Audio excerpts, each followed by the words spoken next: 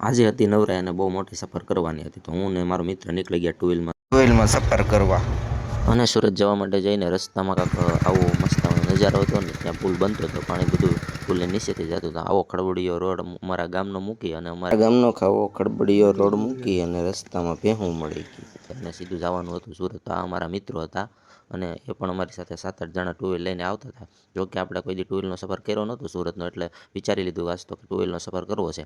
અને ખાંભાને બહાર નીકળીને કેમ કે આવે છે રસ્તામાં ખાંભા, તો ખાંભા થઈને જ જવાનું હોય છે. ઊભા રોડે ગાડી દોડાવતા નીકળી ગયા અને પહોંચી ગયા સીધા. કેમ કે અત્યારે મેઘરવો બહુ હતો, તો મેં કહી દીધું લાઈ મને ટુ વ્હીલ આપી દે. તો જુઓ તમે મિત્રો, આવો મેઘરવો છે અને એટલો ધુમ્મસ છે કે રસ્તામાં કાંઈ દેખાતું નથી. તો આપણે ટુ વ્હીલ ચલાવી લીધી.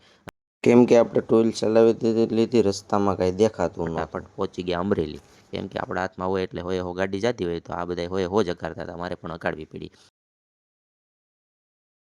અમરેલીનું સર્કલ આવી ગયું અને અમરેલીનું સર્કલને ગોળ રાઉન્ડ મારી, હાવજવાળું લાયન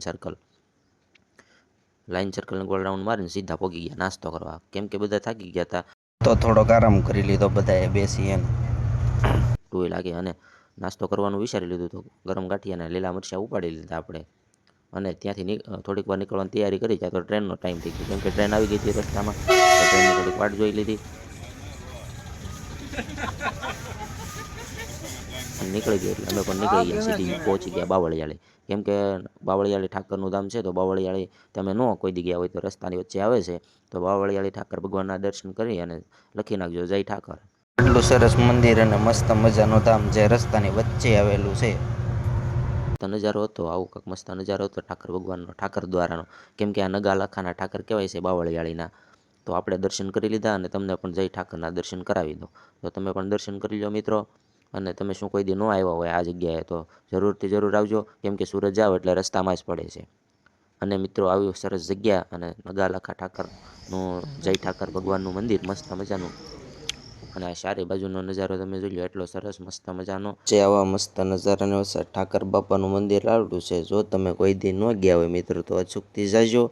અને આટલી સરસ જગ્યા છે મિત્રો, તમે ન કોઈ દી આવ્યો તો અચૂક આવજો. હવે ત્યાંથી નીકળવાની તૈયારી કરી લીધી. આવું મસ્ત મજાનો નજારો અને આવું સરસ મજાનું મંદિર રસ્તામાં આવે છે. પછી તો આપણે ને આપણો મિત્ર નીકળી આવો મજાનો રોડ. કેમ કે એવો સરસ હાઈવે, ધોલેરા હાઈવે, તમે કંઈ ઘટે નહીં.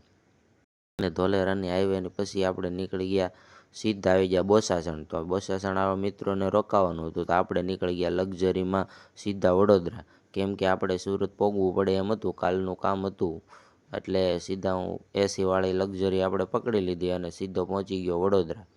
કેમ કે વડોદરા જવું પડે એમ હતું, કાંઈ રસ્તામાં વાહન મને મળ્યું નહોતું. આપણે એવું આ વખતે જધાણો કે સીધો વડોદરાથી સીધું ટ્રેનમાં જવાનું વિચારી લીધું. તો પહોંચી ગયો રેલવે સ્ટેશન. કે આ રેલવે સ્ટેશનની બહારનો આવો નજારો પકડવાની હતી સુરતવાળી ટ્રેન. કેમ કે થોડીક વારમાં જયપુર બાંદ્રા એક રેલ જવાની હતી, જયપુરથી બાંદ્રા નીકળવાની હતી વડોદરાથી. એટલે એ ટ્રેન સીધી સુરત જાય અને ત્યાંથી મુંબઈ બાંદ્રા વહી જાય છે. તો આપણે લઈ લીધી ટિકિટ. અને ટિકિટનો મિત્ર ભાવ વડોદરાથી માત્ર 75 રૂપિયાની ટિકિટ સુપરફાસ્ટમાં મળે છે. સુપરફાસ્ટમાં કોઈ ન ગયા હોય તો અચૂક નિહાળો જાવું. અને આપણે લઈ લીધી સુપરફાસ્ટની 75 રૂપિયાની ટિકિટ અને આવી ગઈ ટ્રેન આવી ગઈ. અને આપણે ટ્રેનના ચારે બાજુથી વિડીયો બનાવી લીધો અને પછી ટ્રેન ઊભી રહી એટલે આપણે બેસી ગયા ટ્રેનમાં. ચારે બાજુ અંદર ટ્રેનનો આવો નજારો હતો, બધા સૂતા હતા. કેમ કે બહુ દૂરથી આવતા હોય અને થાકી ગયા હોય. અને આપણે પણ થોડોક આરામ કરી લીધો અને પછી પહોંચી ગયા સુરત પહોંચી અને ઉતરી ગયા. અને પછી આપણે ઘરે જવાનો ટાઈમ થઈ ગયો. કેમ કે જો મિત્રો, આ આપણા મિત્રો હતા, એને કહી દીધું હવે ધીમે ધીમે ટાટા બાય બાય એને કહી દીધું આપણે ટાટા બાય બાય. જો તમને આવો વિડીયો જોવા ગમતા હોય તો લાઈક, ફોલો અને શેર કરી દેજો. જય માતાજી.